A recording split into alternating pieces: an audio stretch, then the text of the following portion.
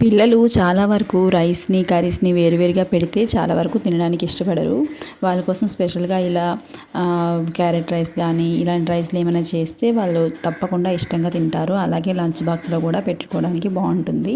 వాళ్ళకి తినడానికి కూడా చాలా ఈజీగా ఉంటుంది. దీనికోసం ఇది ఎలా చేయాలనేది ఇప్పుడు నేను చూపించబోతున్నాను. ఈరోజు మనం క్యారెట్ రైస్ అయితే చేస్తున్నాము. వెల్కమ్ టు అవర్ ఛానల్ అండి. దిస్ ఇస్ చారు. నేనైతే మధ్యాహ్నం అన్నం కొంచెం ఉంది, రైస్ ఉంది. ఆ రైస్ కోసం ఇది ప్రిపేర్ చేస్తున్నాను, క్యారెట్ రైస్. దానికోసం ఒక 2 క్యారెట్స్ని తీసుకున్నాను. ఇలా నేను చూపించిన విధంగా సన్నగా తరుక్కోవాలి. క్యారెట్ తురుముని తయారు చేసుకోవాలి. తర్వాత చూడండి, ఈ మాత్రం రైస్ ఉందన్నమాట. దీనికి ఒక 2 క్యారెట్స్ సరిపోతాయని ఇలా నేను చేశాను. ఆ తర్వాత తాలింపు పెట్టేసుకుంటున్నాను. కొంచెం జీలకర్ర ఆవాలు వేసుకొని అది కొంచెం వేడయ్యాక పచ్చిమిర్చి వేసుకోవాలి. ఇది కూడా కాస్త వేగాలన్నమాట. లేదు రైస్ లేకుంటే మనం వెంటనే కుక్ చేసి కూడా ఇది తయారు చేసుకోవచ్చు. చాలా వరకు రైస్ మిగిలిపోతూ ఉంటుంది కదా, అలాంటప్పుడు మనకి టైం సేవ్ అవ్వడానికి ఇది మంచి ప్రాసెస్ అనమాట. ఈ క్యారెట్ రైస్ కానీ పుదీనా రైస్ ఇలాంటివన్నీ చాలా ఈజీగా అయిపోతుంది. ఇష్టంగా తింటారు కూడా ఇంట్లో చేసేటప్పుడు. అందరికీ నచ్చుతుంది, పిల్లలకి పెద్దవాళ్ళకి అందరికీ నచ్చుతుంది. తప్పకుండా ట్రై చేయండి, మీకు కూడా నచ్చుతుంది. అంతేకాకుండా క్యారెట్ రైస్ అనేది కొంచెం రెడ్గా కలర్ఫుల్గా వస్తుంది కదా, పిల్లలు ఇంకా ఇష్టంగా తింటారనమాట. అదొక ప్లస్ పాయింట్. దట్టు క్యారెట్ హెల్త్కి మంచిది కదా. మనం కర్రీస్ వేరేగా వండితే అస్సలు నచ్చదు. క్యారెట్ ఎవ్వరు తినరు. నాకు తెలిసినంతవరకు అయితే చాలామంది తినరు. కొంతమంది పచ్చివి తినడానికి నచ్చుతారు. చాలా వరకు అయితే అస్సలు తినడానికే నచ్చరు, ఎందుకంటే కొంచెం ఎక్కువ స్వీట్ ఉంటుంది కదా, అంతగా నచ్చదు. అందుకని ఇలా మనం క్యారెట్ రైస్లో క్యారెట్ హల్వాలు ఇలాంటివి చేస్తే అవి ఆ విధంగా అయినా మనం తినొచ్చు. తర్వాత పచ్చిమిర్చి బాగా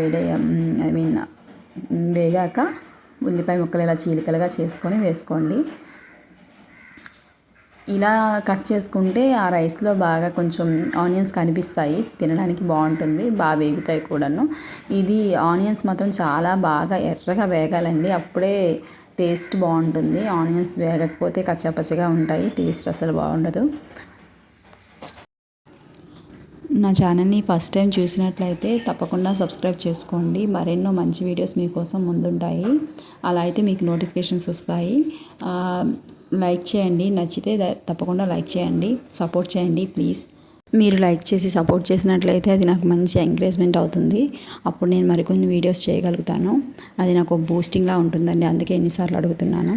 ఈ విధంగా ఆనియన్స్ బాగా వేగిపోయాక అప్పుడు క్యారెట్ మనం తురుము చేసుకుని ఉంచాం కదా, దాన్ని వేసుకోవాలి. అది కూడా కాస్త బాగా వేగనివ్వాలి. మీకు నేను స్టార్టింగ్లో చెప్పాను కదండి, అదే క్యారెట్ రైస్ పిల్లలు ఇష్టంగా తింటారు, ఎందుకంటే దీని కలర్ చాలా రెడ్డిష్గా ఉంటుంది అని. కలర్కి ఇష్టంగా తినడానికి సంబంధం ఏంటి అనుకుంటున్నారేమో. చాలా వరకు పిల్లలు కలర్స్కి బాగా అట్రాక్ట్ అవుతారు కదా. చూడండి, green colour dosa, red colour dosa అలాంటివి చాలా ఈ మధ్య ఫేమస్ అవుతున్నాయి. ఎందుకు అవి కిడ్స్ కని ఎక్కువ ఇంపార్టెన్స్ ఇస్తున్నారు. అంటే ఆ కలర్స్ చూసి డిఫరెంట్గా ఉందని వాళ్ళు కొంచెం ఇంట్రెస్ట్గా తింటారు. అలాగే ఇది కూడా అనమాట, అందుకే నేను అలా చెప్పాను స్టార్టింగ్లో. ఇలా కలుపుతూ వేపుకోవాలండి, అలా అయితే అడుగు అంటకుండా ఉంటుంది. ఇది చూసారు కదా, క్యారెట్ బాగా వేగిపోయింది. ఇప్పుడు మనం రైస్ని యాడ్ చేసుకోవాలి. ఇంట్లో రైస్ని యాడ్ చేసుకుంటున్నాను నేను. దీన్ని కూడా బాగా కలుపుకొని బాగా వేగనివ్వాలన్నమాట, రైస్ కొంచెం గట్టిపడేలాగా.